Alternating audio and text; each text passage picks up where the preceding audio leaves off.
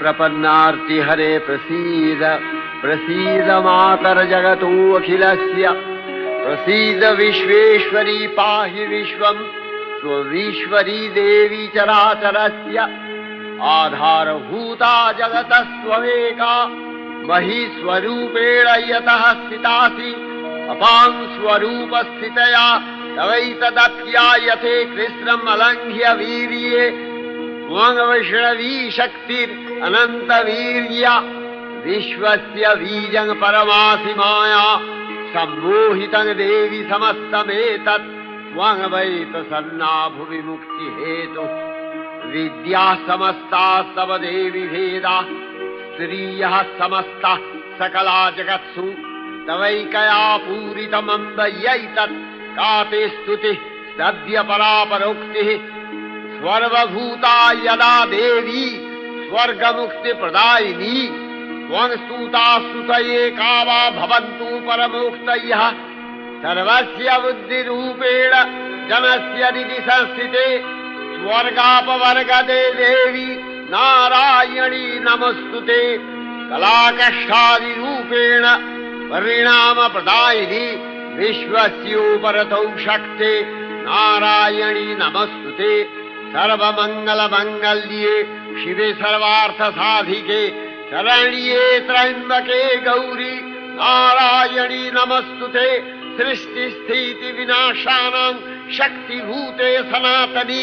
गुणाश्रये गुणमये नारायणी नमस्तुते शरणागत दीनार्थ परित्राणपरायणे सर्वस्यार्तिहरे देवी नारायणी नमस्तुते हंसयुक्त विमानस्थे ब्रह्माणी रूपधारिणी कौशाम्भशरिके देवी नारायणी नमस्तुते त्रिशूलचन्द्राहीधरे महावृषभवाहिनी माहेश्वरी स्वरूपेण नारायणी नमस्तुते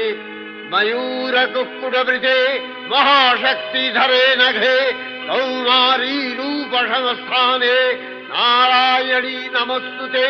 शङ्खचक्रगदाशारं गृहीत परमायुधे प्रसीद वैष्णवी रूपे नारायणी नमस्तुते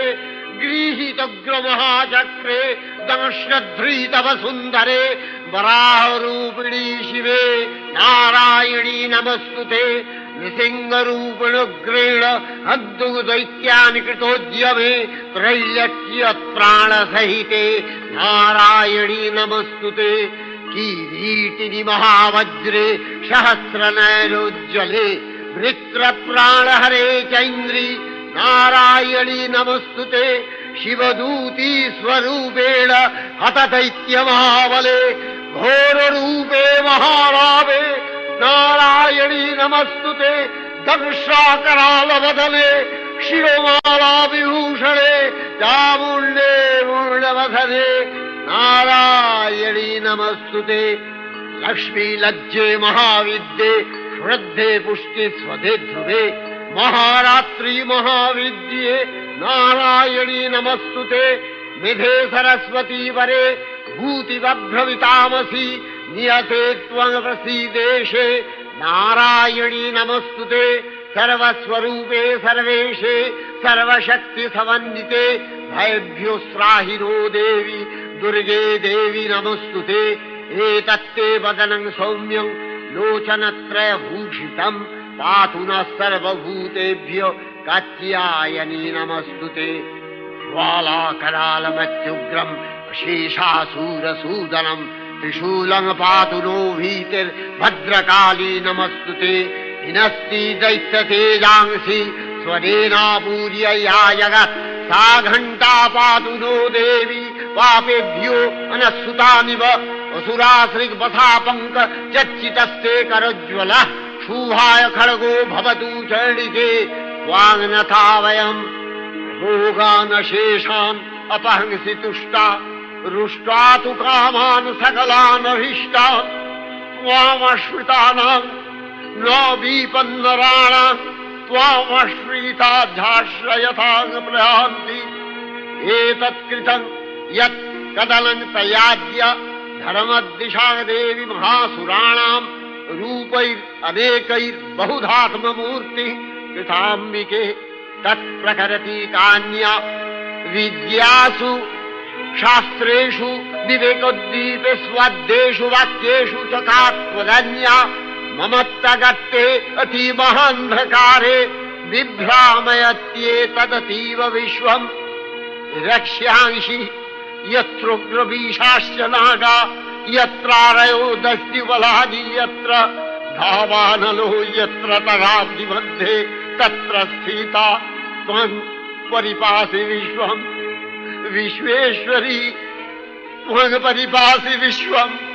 विश्वात्मिकाधारसीति विश्वम् विश्वेशवन्या भवति भवन्ति विश्वाश्रया ये तयि भक्तिनम्रा देवी प्रसीद परिपालय नोरिभीतिर्नित्यम् यथा असुरवधादधुनैव सद्य पापानि सर्वजगताञ्च शमनयाशु उत्पाकपाकजनितांश महोपसर्गान् प्रणशालान् प्रसीद त्वं देवी विश्वार्तिहारिणि त्रैलोक्यवासिनां विद्ये लोकानां वरदा भव।